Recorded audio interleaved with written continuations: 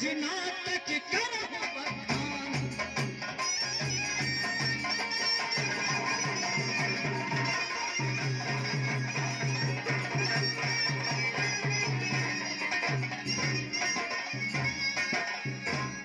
ये जी नाटक करो बखान, ध्यान धरो सिमरो सरस्वती मैया।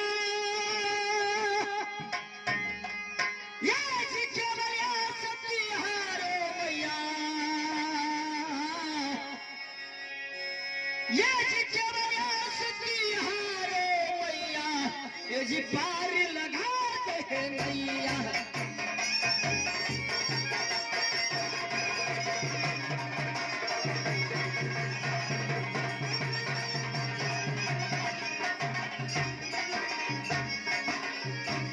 ये जी बम भोले शिव औढ़ डाली, निज काशी के रहबैया।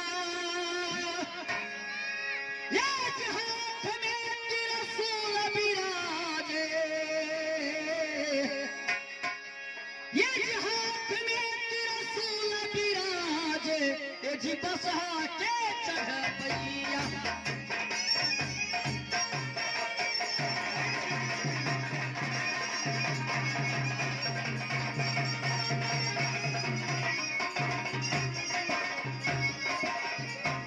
हे माता काली कल्याण करो मां लज्जा हयावत मोर। हे माता काली कल्याण करो मां लज्जा हयावत मोर। बीच सभा में मैया मैं खड़े हूँ, बीच सभा में मैया मैं खड़े हूँ, ये जिलाज बचाओ हूँ मोर।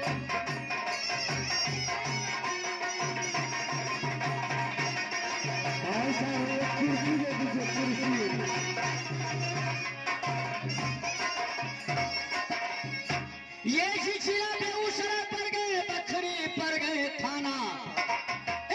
जी जिला बेगूसराय पर गए, बखरी पर गए थाना।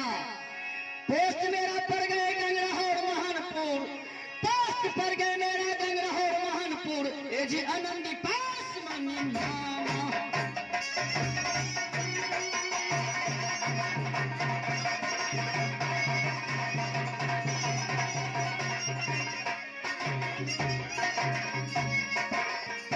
ये जी महनपुर का यासीवासी हूँ, ये जी आनंदी पास मन मेरा नाम। ये जी महनपुर का यासीवासी हूँ, ये जी आनंदी पास मन मेरा नाम। पार्टी के मालिक है घुरन पासमान, पार्टी के मालिक है घुरन पासमान, खास रजापुर मकान।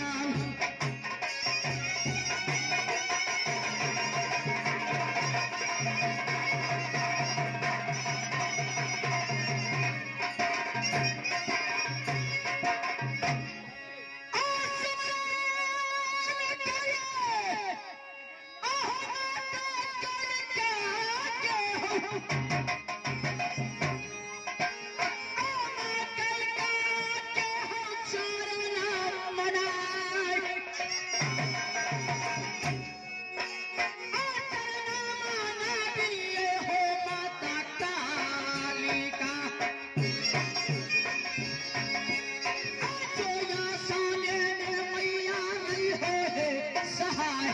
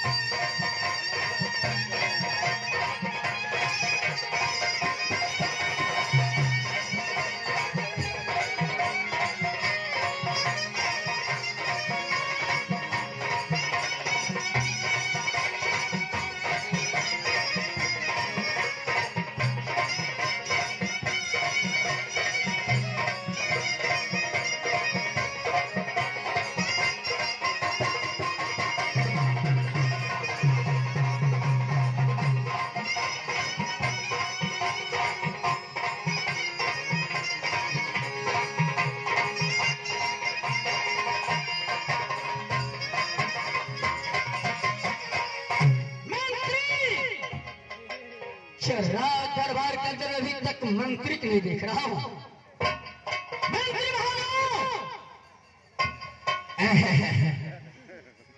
अरे मंगल भवनय मंगल हारे, मंगल भवनय मंगल हारी, पोठिया मछरी बसिया तारी, दौड़ महिंद्रा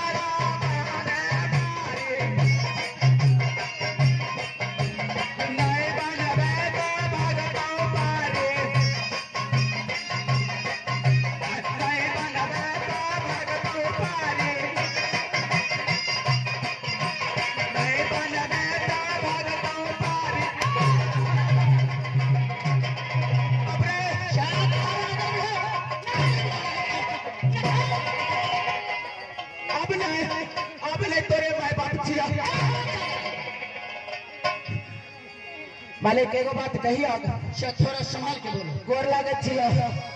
खुशी रहो। मालिक एगो बात कहियो, क्या कहना चाहते हैं? एना मारे छो तनको मोन लागे छ। क्या?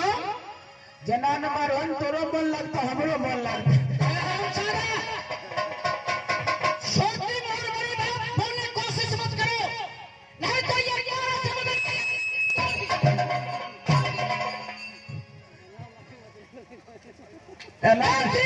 एना न मारे छो नाम तो छेटियो जेबे।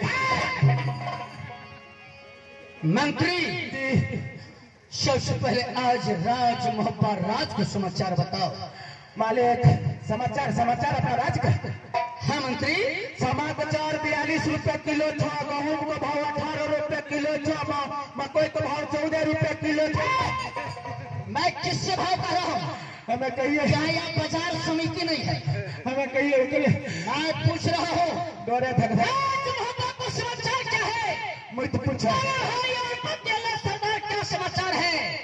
मेरे भाभी सोनमा का क्या समाचार है? मुझे पूछा मालिक। क्या पूछो? किस तरह से बोला है?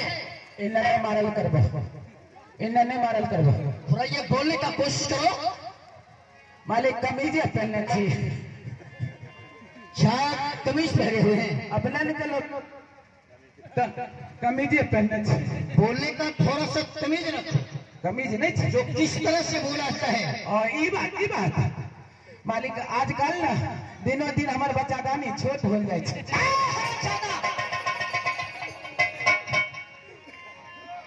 मालिक बताओ। पाव लागी खुशी है मंत्री। ओए आज अपने राज मोहब्बा राज का समाचार क्या है?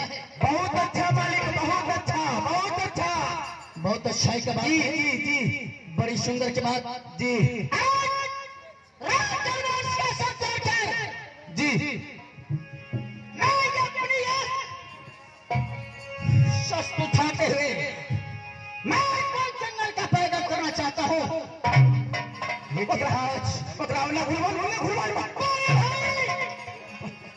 अमर पति अल्लाह सरदार एक पिता को समान है।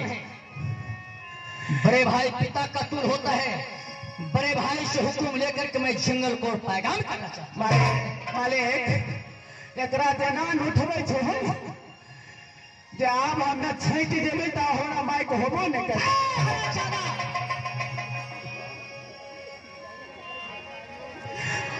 चलो बड़े भाई राज दरबार के अंदर में होगा।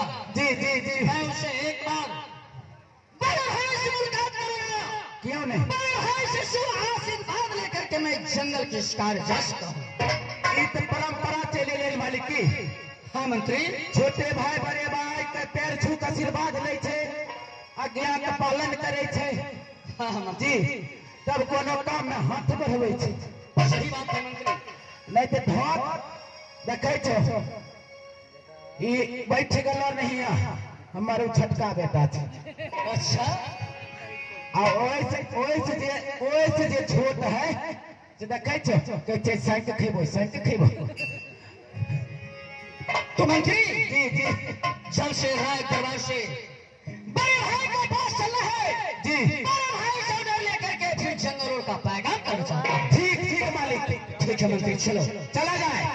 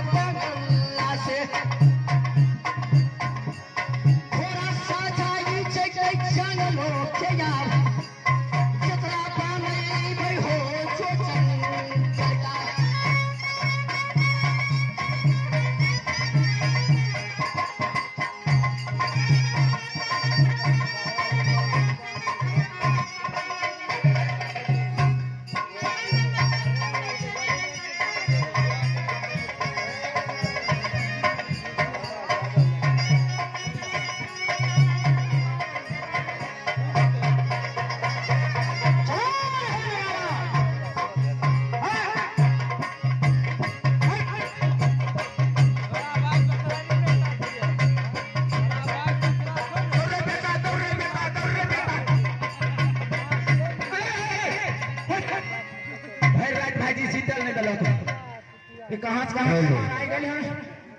बात कर लुआ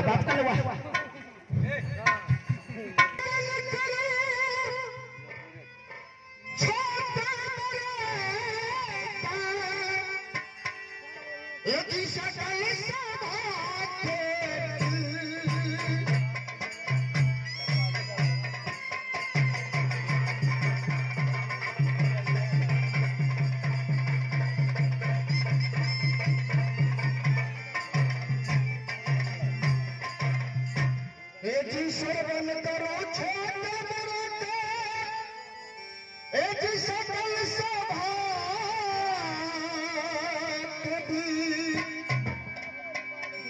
तो प्रतिवर्तो ये गिराई थी एक घर में करे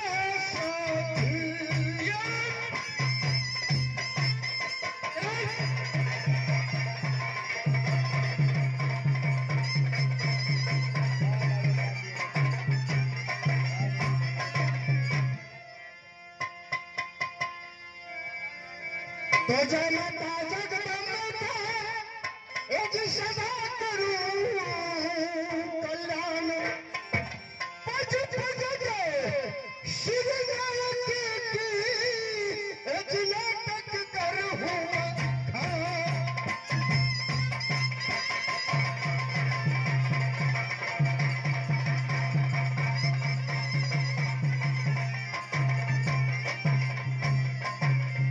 तो नाटक करूं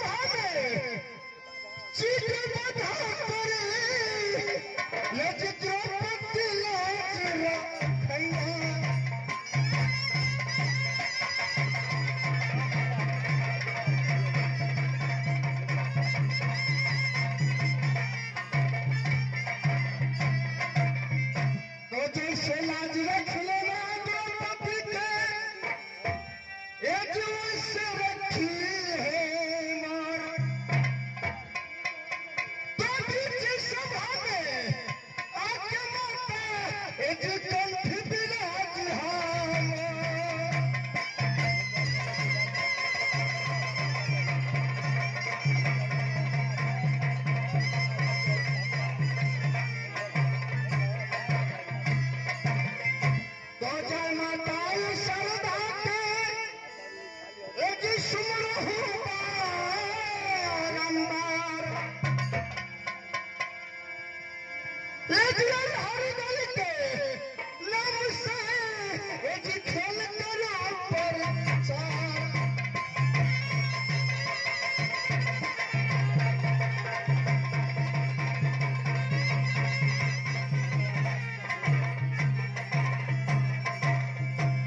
जिला पड़ता है बेगूसराय एक थाना कोठी बाजार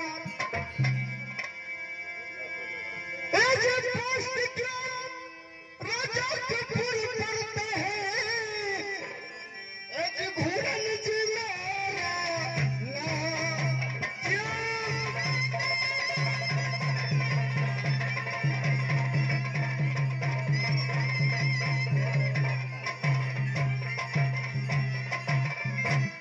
तो लीजिए सुझाव। मैं तो उतना कलाकार नहीं हूं, आप लोगों को खुश कर सकता हूं। हमसे जो गलतियां होगा माफ करिएगा।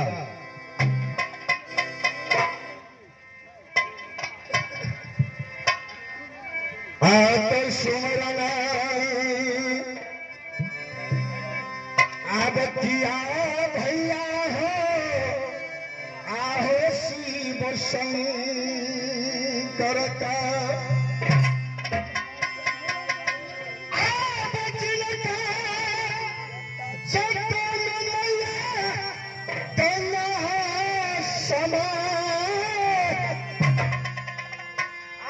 भैया शिव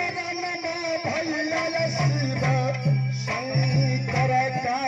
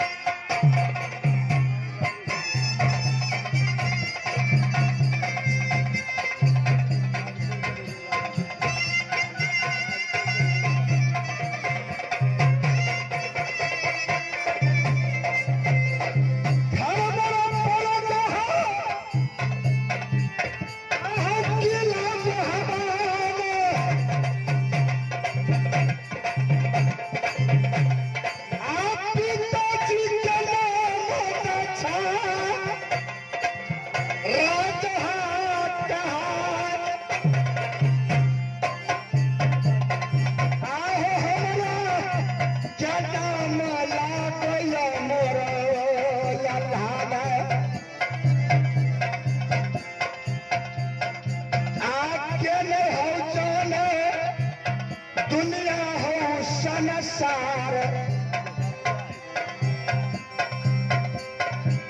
घर मोरा पर के हो मोहब्बत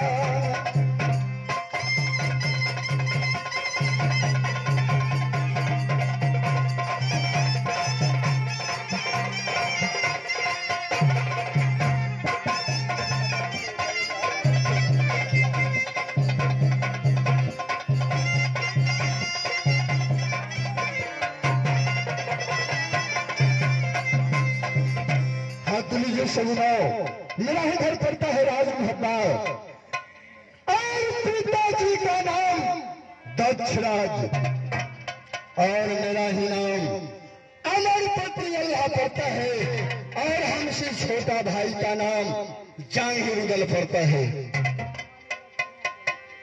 क्या आज मैं दरमान उरमान के नहीं देखता हूँ दरवाजे पर आते जल विषय ऐबा मंत्री हो मोरो नजदी कना आप मंत्री सुनला है आहो बात हो हमारे आहो चल विषय मोरो नजदी कना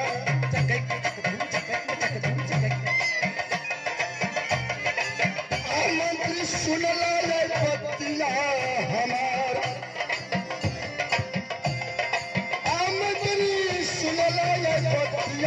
हमार चलो किसे लैता हो मोरो नजर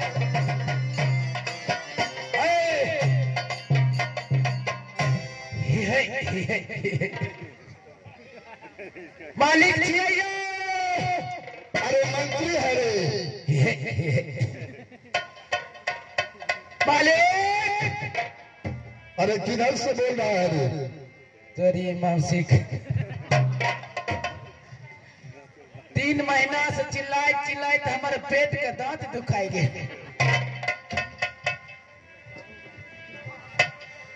मंत्री है मंत्री हाँ कहिए महाराज क्या बात है। महाराज का बच्चा महाराज बोलिए ना क्या बात है। इतना देर से चिल्लाते चिल्लाते मेरा कंठ सूख गया कहाँ था। महाराज मैं इसी बगले में था। 3 महीना कहिए महाराज। ड्यूटी सही से नहीं करता है नौकरी से निकाल देंगे। महाराज मैं ड्यूटी बिल्कुल ठीक करता हूँ। तो सुनो मेरी बात। कहिए महाराज। यहाँ से चले जाओ सुगरन चौक पर। सुगरन चौक नहीं कुम्भी चौक। सुगरन चौक चले जाओ मालिक है तुम्हारी तो। ठीक है महाराज मैं सुगरन चौक चला जाऊंगा। मेरे लिए 5 कप पान लगा के ले आओ। ठीक है महाराज आपके लिए मैं 5 कप पान लेकर के आऊंगा।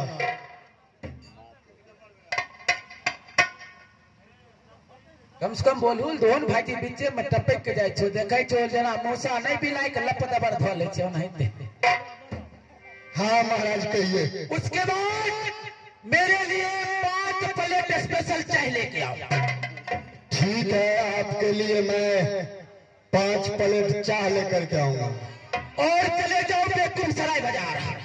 ठीक है महाराज बेगूसराय। वही अरे धरफर में गुस्सा पड़ा। हाँ हम समझते हैं आज गोसाम नहीं आते हैं। इतना देर से चिल्लाते ये गोसा चढ़ गया है। मेरे लिए बेगूसराय चले जाओ। अच्छा और मेरे लिए 5 छिट्टा तारी लेके आओ। 5 बोतल की चुक्का। अरे पैसा आखिर देंगे जिस मोहनवा नाप के भर लेंगे। ठीक है। उसके बाद चले जाओ बलिया बाजार। अच्छा मेरे लिए 5 बोतल नजीर यहाँ से 5 बोतल मुर्गा लेकर।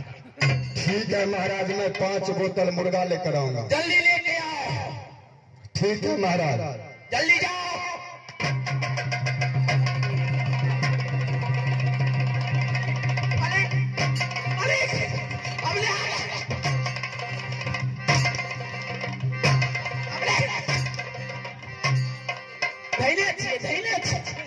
मालिक धैर्य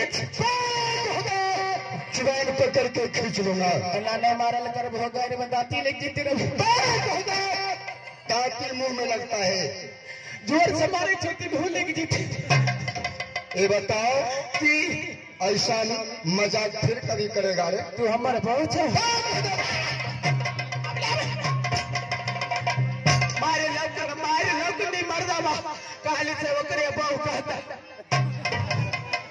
तुम्हारा दिमाग खराब है। नहीं काले 5 बोरा सीमेंट से जोड़बे में जुबान पकड़ के साले खींच लूंगा। होश से बात क्या करो। आप बोलबे नहीं करबे। मंत्री जी बोलिए सिंहासन लगाओ। जी मर गई नहीं लगेबे तभी हमरा बकिया देते। मालिक लगाई देती डर तो मालिक न होते। मंत्री जी जा सिंहासन लगा दिया रे। मालिक एगो बात नहीं ना जाने छी। कौन सा बात है? 2020 में सिस्टम बदल गए। क्या चीज का सिस्टम बदल गया है? जत्ते बढ़ी रहन अच्छा सब नाव कटे ललके। बढ़ी से नाव कटा करके शर्मा हो गया होगा। जी तब न देखे छी। लेकिन अपना काम वो कभी नहीं छोड़ेगा। तब बने नहीं अच्छे से। अच्छा इसी तरह से सिंहासन लगाया जाता है। जोर बन गए बनबे वाला पागल मंत्री कहीं का। जी ले बढ़ी बदल गया, तू बदल गया रे। लेकिन सब कुछ बदल गए, पेंटर नहीं बदल मंत्री राज दरबार के समाचार कहो कैसा है? बहुत अच्छा महाराज बहुत अच्छा। बहुत अच्छा है ना जी अच्छा हमसे छोटा भाई जो है उदय चंद जी वो तो हमठी लड़का है, उसको समाचार कहो कैसा है? मालिक काले गलखुन लेकिन अभी तक घूर के नहीं। कहाँ गया है रे? गलखिन जाइए पाठशाला पढ़ने के लिए। जी कल गया है पढ़ने के लिए, लेकिन आज तक लौट करके नहीं आया है। आज तक फोनो नहीं कलखिन, व्हाट्सएपो नहीं कलखिन। तुमको पता नहीं है जो कहाँ है नहीं है? पता रहते तो कहबे करती पहले तो नहीं बोले देती। लेकिन हो सकता है जी जब नया आने वाला होगा आता होगा कहीं। ई हो सके करे लेट चले होते।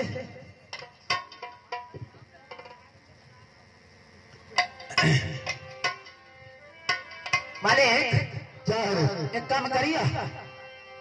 क्या बात है? आय हमरा मोन आर नहीं लगे छ घर पजा खबरा पकड़ मंत्री कठिन कहली बार बार तुम्हें मन नहीं लगता है? बार गोसाई जाय तो ठीक है जाओ सब जो अच्छा जो गाने वाली हो गई बाजी उसे बुला करके ले आओ। एक बेर गलियो बकरी उजलो। अच्छा वहाँ गलिए माई जी के घींच के ले बाजी बोला करो। बाजी हाँ हम कहिए माई जी कहे नहीं बाजी बोला करो। हमारे माई तो मरिए गली। जाओ जल्दी बुला करके लाओ। माई जी ये बहन है नहीं कि नहीं। राम अरे क्या बात है? कहलिए कि क्या? कि कल राम अरे राम तो तू बोला। अच्छा तुम्हार की करवाबै छो? अरे जानती नहीं हो? अच्छा पूछ लेवे ना रेट और फरिया मिलवे फिर। ये पहले बता तुम कहाँ आए हो? हम आए हैं माई जी को खोजने के लिए। माई जी नहीं भाई जी। ओ भाई जी नाचने गाने वाले के लिए। हाँ नाचने गाने वाले। तुम दोनों नाचने गाने वाली है? हाँ। कौन गाती है कौन नाची है बताओ पहले। कौन नाचती कौन गाती है? दोनों में फिक्स करो कितना तुम लोग। अरे दोनों गाती हूँ दोनों नाचती हूँ। तो चलो मेरे साथ। कहाँ? मेरे महाराज के पास। महाराज के पास? जी ठीक है चलो।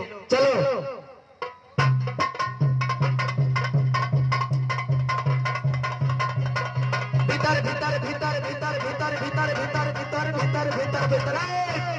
महाराज की जय हो। खुश रहो मंत्री। अरे गाने वाली लड़की तो बहुत अच्छी है, अब गाने में कैसी है नहीं है? महाराज मैं तो ऐसे नाचूंगी मैं अपनी घुंघरू तोड़ दूंगी और आपका दिल भाग भाग कर दूंगी। ठीक है आप हुक्म तो करें।